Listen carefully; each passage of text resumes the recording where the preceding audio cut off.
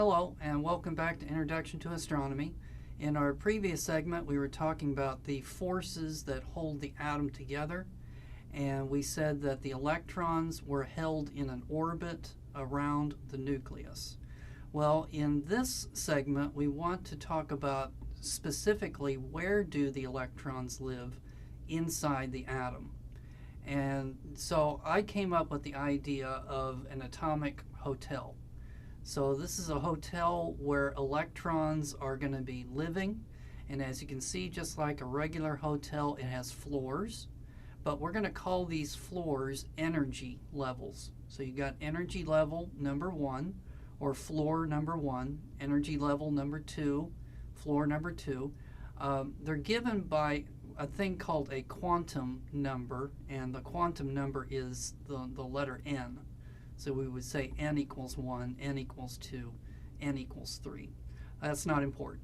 So the thing is, though, electrons live on different floors of a atomic apartment building. Then the next thing I want you to see is that each of the floors is subdivided into rooms. So on the first floor of this apartment building, it only has one room. And that one room can only hold 2 electrons. Now you're wondering, well, what's so special about the number 2? Well, these numbers, they come out of quantum mechanics. And I can't really explain to you why that it is the way it is, but just trust me, it is what it is.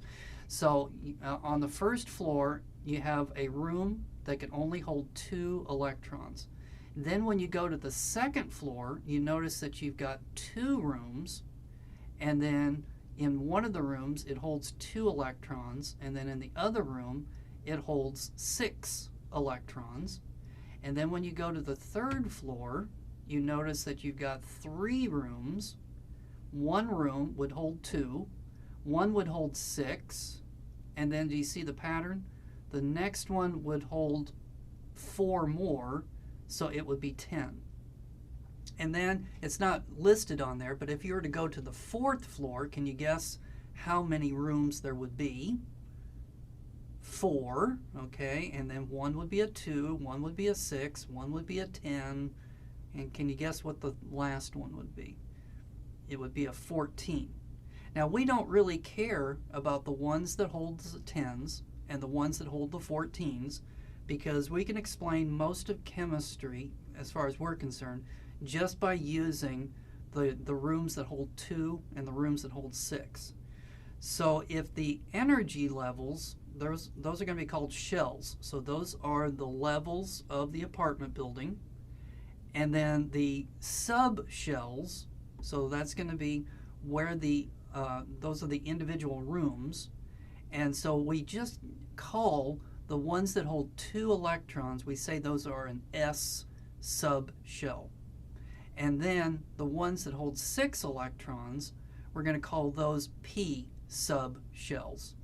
And then the ones that hold the 10s, those are the Ds, and the ones that hold the 14s, those are the Fs, but we don't really care about them. So we're just going to be concerned with the S's and the P's.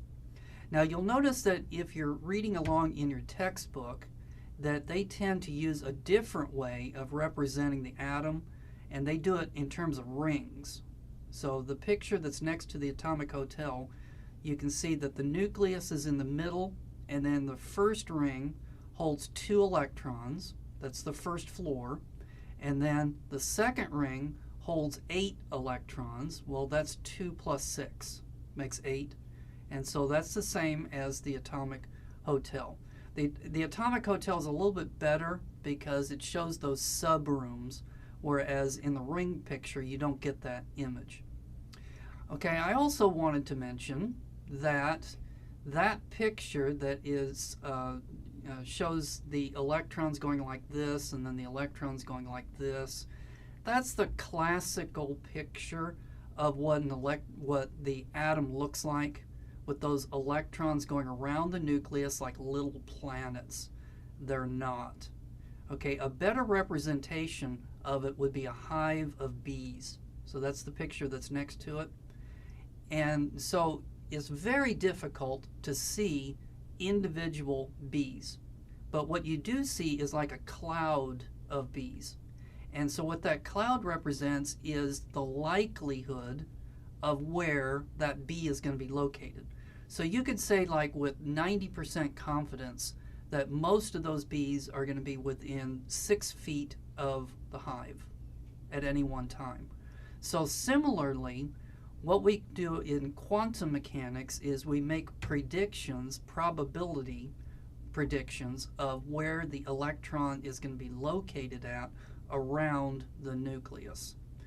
And so it's impossible to predict exactly where the electron is going to be, but you can say with, let's say, 90% confidence that it's going to be located within this particular area of the atom. So that's what we do in there.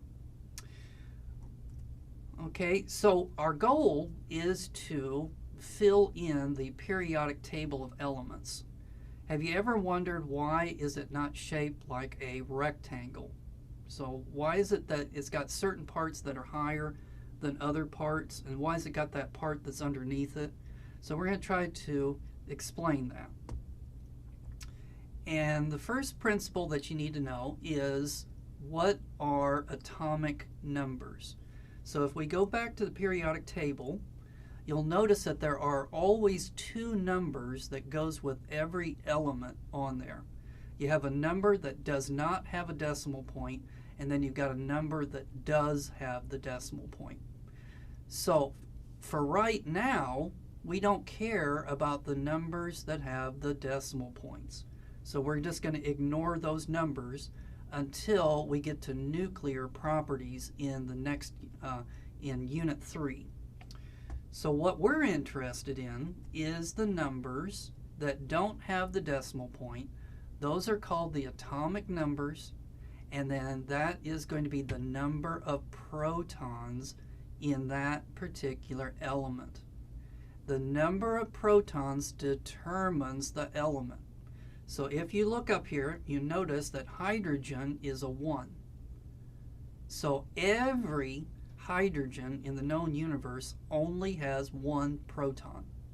And then if you look at helium on the other side of the periodic table, you see it's got an atomic number of 2. So every helium in the known universe has 2 protons. So it's the number of protons, it's the atomic number that determines the identity of the element. It's unique. And you might be thinking, well, what about the neutrons? Well, no. So we'll get back to the neutrons later in unit number 3. We're not really interested in those neutrons, at least not yet. Another thing is that most of the time, an element is going to be electrically neutral, which means that for every positive proton, there has to be a what in order to balance it? A negative electron.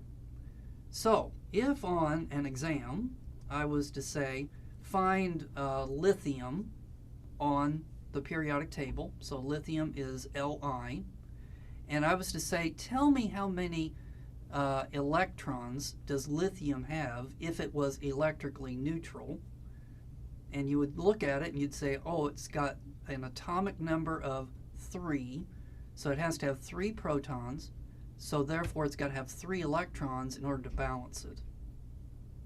Okay?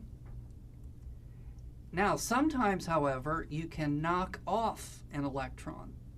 So like, for example, there is sodium, and then let's say that you either heat it, or you hit it with electricity, or you hit it with light, and for some reason one of those electrons pops off.